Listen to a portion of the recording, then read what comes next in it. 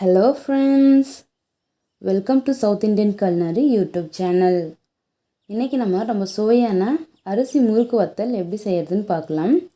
அதுக்கு முன்னாடி இன்னும் நம்ம சேனலை சப்ஸ்கிரைப் பண்ணலாம், சப்ஸ்கிரைப் பண்ணிடுங்க. கூடவே பக்கத்தில் இருக்க பெல் சிம்பிளையும் கிளிக் பண்ணிடுங்க. அப்பதான் என்னோட நியூ வீடியோஸ்லாம் உங்களுக்கு நோட்டிஃபிகேஷனாக வரும்.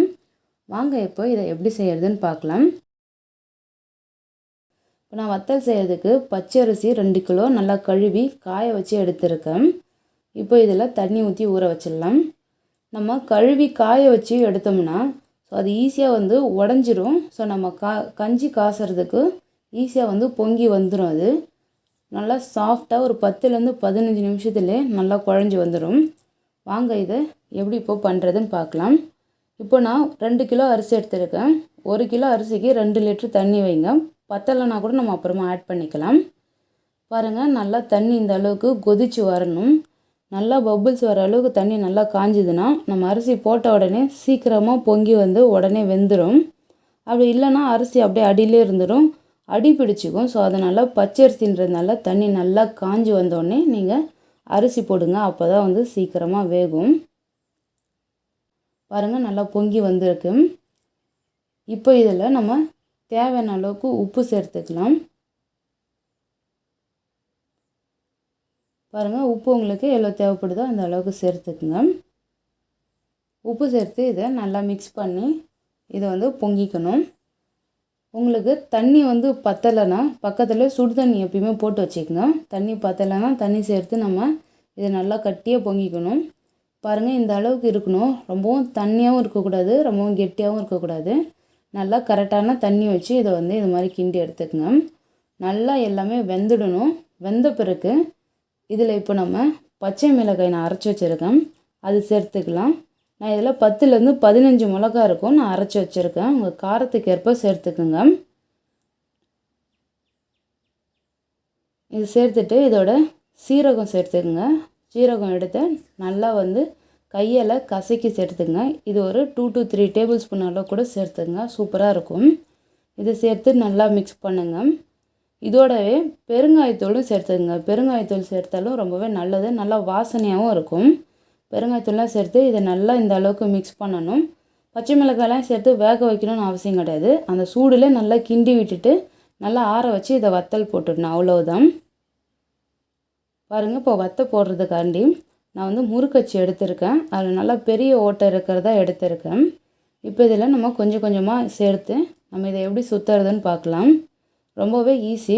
இது நல்லா வெயில் காயிற டைமில் போட்டு வச்சிட்டிங்கன்னா நமக்கு அடுத்து நம்ம எப்போ தேவைப்படுதோ அப்போ நம்ம எடுத்து பொரிச்சிக்கலாம். நம்ம வீட்டிலே ரொம்ப ஆரோக்கியமாக பண்ணுறது ரொம்பவே ஈஸி தான் இது. பாருங்கள், இது மாதிரி இதை எடுத்துக்கிட்டேன். இப்போ வத்தல் காய வைக்கிறதுக்கு நான் ஒரு வேட்டி நல்லா துவைச்சி காய வச்சு எடுத்துருக்கேன். புதுசு இது. இது மாதிரி நல்லா சுத்தமான கிளாத் எடுத்துங்க. அது தண்ணியில் நனைச்சி புழிஞ்சி நல்லா போட்டுட்டு இப்போ இதில் நம்ம முறுக்கு சுற்றுற மாதிரி நம்ம புழிஞ்சு விட்டுக்கலாம். பாருங்கள், இந்த அளவுக்கு இருக்கணும். ரொம்பவும் தண்ணி ஆயிடுச்சுன்னா நமக்கு வராது.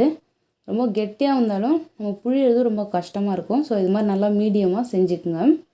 இது மாதிரி நம்ம சுற்றி விட்டுக்கணும். முறுக்கச்சில் செய்யலாம். அப்படி இல்லைன்னா இது மாதிரி எண்ணெய் கவர் எடுத்துக்கிட்டிங்கன்னா இது ரொம்ப ரொம்ப ஈஸி.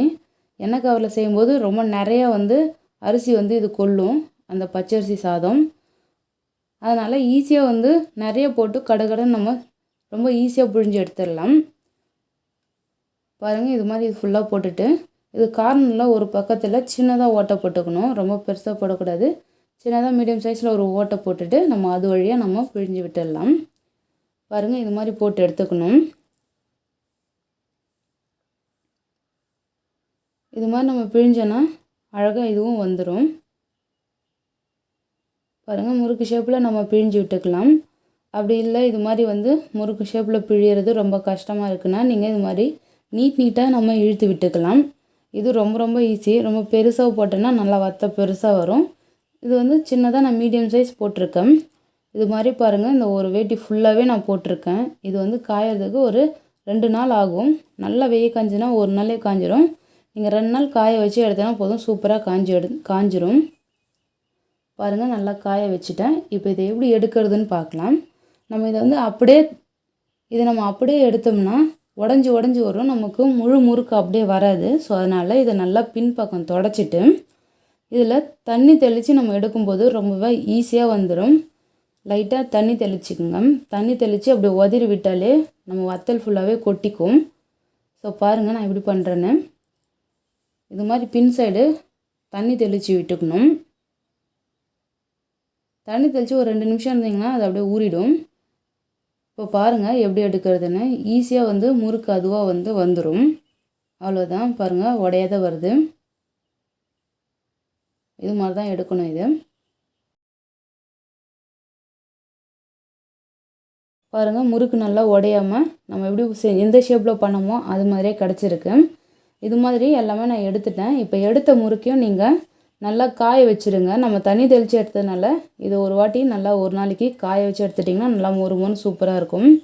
இப்போ நம்ம இதை பொரிச்சிடலாம். இது பொரிக்கிறதுக்கு எண்ணெய் நல்லா காஞ்சிருக்கணும். எண்ணெயிலேருந்து லைட்டாக புகை வர அளவுக்கு நல்லா காஞ்சிருந்தால் தான் போட்ட உடனே நல்லா புஷ்ஷுன்னு பொரிஞ்சு வரும். பாருங்கள், இது மாதிரி போட்டு இதை எண்ணெயில் நல்லா கிண்டி விடணும். கொஞ்சம் கொஞ்சமாக வத்தை சேர்த்து நல்லா இதை பொரிச்சுக்குங்க. இந்த வத்தை ரொம்பவே சூப்பராக இருக்கும். நீங்கள் எல்லா சாதத்துக்கும் இதை வச்சுக்கலாம். நீங்கள் மிக்சட் ரைஸாக இருந்தாலும் சரி, கார குழம்புக்கெலாம் இந்த வத்தல் ரொம்பவே சூப்பராக இருக்கும். எல்லா சாதத்துக்குமே ரொம்ப நல்லாயிருக்கும். நம்ம இந்த வெயில் டைமில் போட்டு வச்சிட்டிங்கன்னா ஒரு டைம் போட்டோன்னா இதை நம்ம எப்போ தேவைப்படுதோ அப்போ நம்ம எடுத்துக்கலாம். ரொம்ப ரொம்ப சூப்பராக டேஸ்ட்டாக நம்ம வீட்டிலே போட்டாச்சு. இது மாதிரியே உங்கள் வீட்டில் ட்ரை பண்ணி பாருங்கள். இந்த வீடியோ பிடிச்சிருந்துன்னா லைக் பண்ணுங்கள், ஷேர் பண்ணுங்கள். மறக்காமல் சவுத் இண்டியன் culinary யூடியூப் சேனலை சப்ஸ்கிரைப் பண்ணிவிடுங்க. தேங்க்யூ ஃபார் வாட்சிங்.